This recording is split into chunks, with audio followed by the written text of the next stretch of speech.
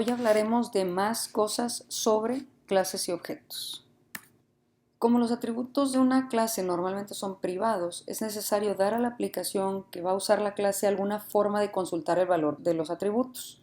Eso se hace a través de los métodos de acceso.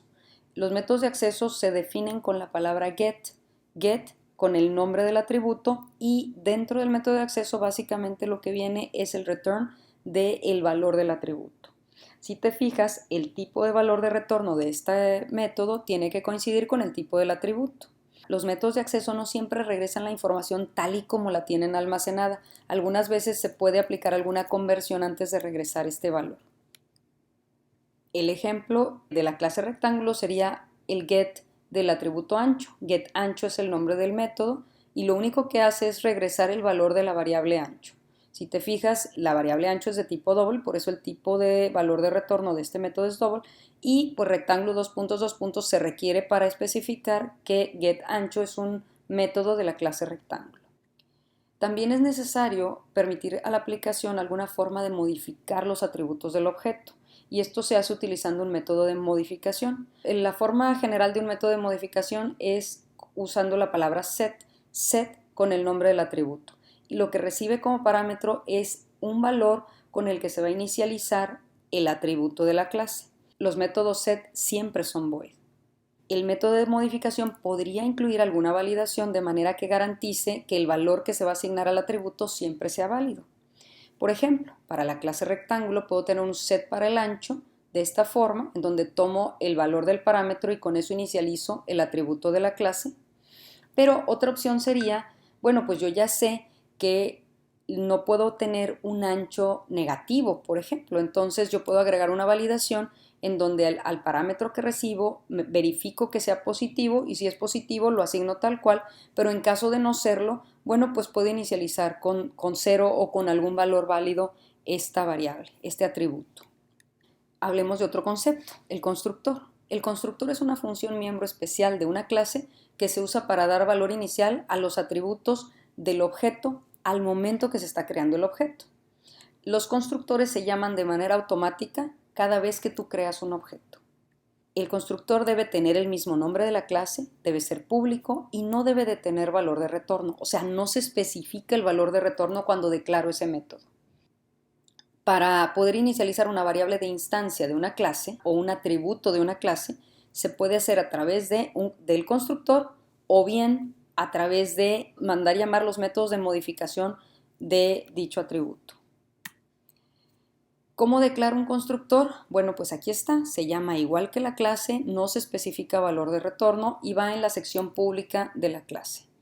La definición del constructor, lo que va afuera de la clase, es el nombre de la clase, el nombre del método tal cual, y entre llaves a cada uno de los atributos le coloco un valor inicial.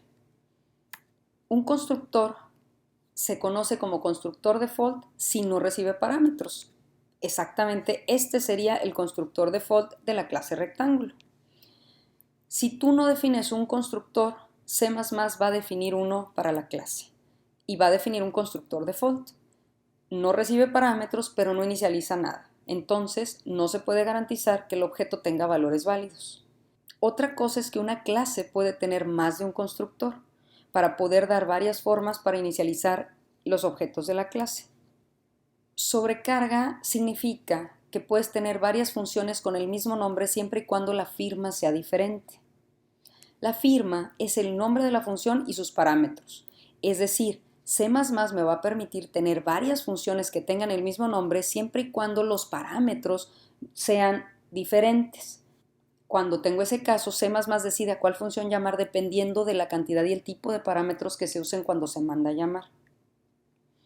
Este es un ejemplo de otro constructor para la clase rectángulo. Aquí está el ejemplo en donde estoy usando sobrecarga. Tengo dos constructores que se llaman exactamente igual, nada más que este tiene parámetros. El constructor con parámetros, esta parte yo la escribiría dentro de la declaración de la clase. Recibo un valor para cada uno de los atributos y con esto voy a inicializar cada uno de los atributos de la clase. Abajo del encabezado, donde escribo ya la declaración completa de las funciones, pongo el nombre de la clase, el nombre del constructor, sus parámetros, tal y como está aquí, y adentro lo que hago es pues utilizar los parámetros para dar valor inicial a los atributos de la clase. Dijimos que el constructor se manda a llamar automáticamente al crear el objeto. Entonces, en este caso, yo estoy creando una variable de tipo rectángulo que se llama rect y cuando yo hago esto, se manda a llamar de manera automática el constructor default. Si cuando declaro pongo entre paréntesis valores, estos valores deben coincidir con los de alguno de los constructores de la clase. En este caso, el constructor con parámetros recibe dos valores, el largo y el ancho. Pues aquí estoy inicializando rect1 con un largo de 10 y un ancho de 20. Eso lo puedo revisar revisando el encabezado del constructor, que recibe primero el largo y luego el ancho. Entonces, por eso sé que el 10 es el largo y el 20 es el ancho. Una clase podría no tener constructor default. Esto ocurre cuando el programador define solo constructores con parámetros. Y lo que va a pasar en ese caso es que entonces siempre que tú declares objetos de esa clase tienes que enviar los parámetros que requiere el constructor con parámetros. Hablaremos de otro concepto que es el prototipo de una función.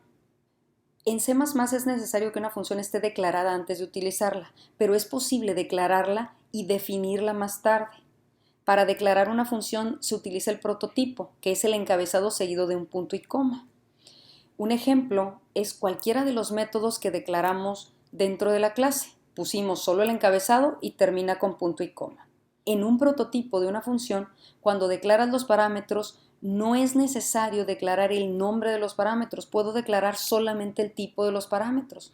Entonces sería válido que dentro del encabezado de la función yo declarara algo como esto. Puedo poner setLargo, es el método de modificación para el atributo largo, y el tipo del parámetro, que es double, pero no estoy declarando en este momento el nombre del parámetro. Eso lo tengo que hacer más abajo cuando ya escriba la definición completa de este método. Un concepto más es el concepto de destructor. El destructor es una función miembro especial que se llama cuando se destruye un objeto. El destructor en realidad no destruye el objeto, sino que lo que hace es realizar algunas actividades necesarias antes de que el sistema libere la memoria del objeto.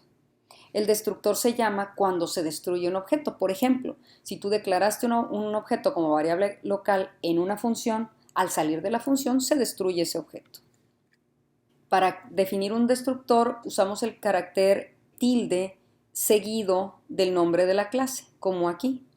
El destructor no debe tener parámetros ni valor de retorno, solo puede haber un destructor por clase y si tú no lo declaras, C++ declara un constructor, que lo único que hace pues es la parte de liberar la memoria de ese objeto. Último concepto de esta presentación es la interfase y la implementación de una clase.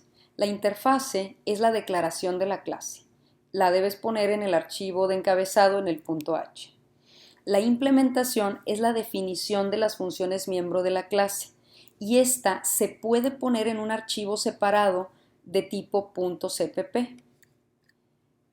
La filosofía de este concepto, de esto de la interfaz y la implementación, la filosofía que está detrás es el ocultamiento de información y se refiere a que la representación interna de la información de la clase no es asunto de la aplicación.